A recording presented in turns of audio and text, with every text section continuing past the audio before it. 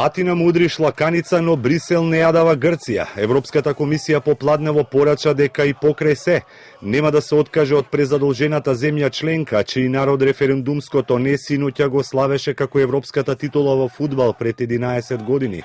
Во Атина гореше и знамето на Европската унија.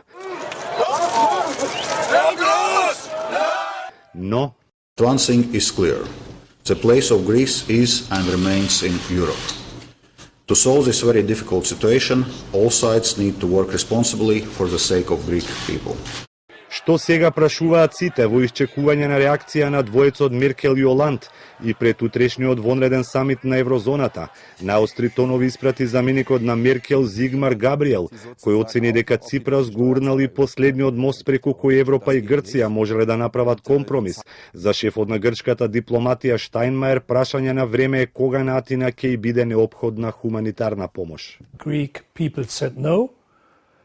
But 18 other members of the Eurozone agreed about the proposals to which the Greek people said no. The promise of the Minister of Finance that the banks will open tomorrow and that money will be available from tomorrow or Tuesday seems to me very difficult and dangerous.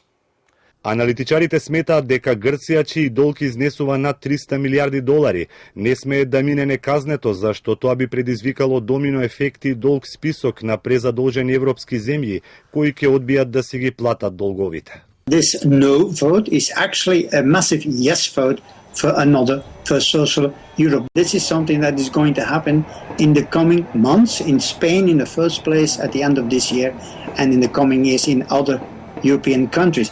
Во услови на најголема финансиска неизвестност на стариот континент, словенечкиот весник Финансе се досети и успеа, барем на насловната страница да го изедначи нашиот со статусот на Грција.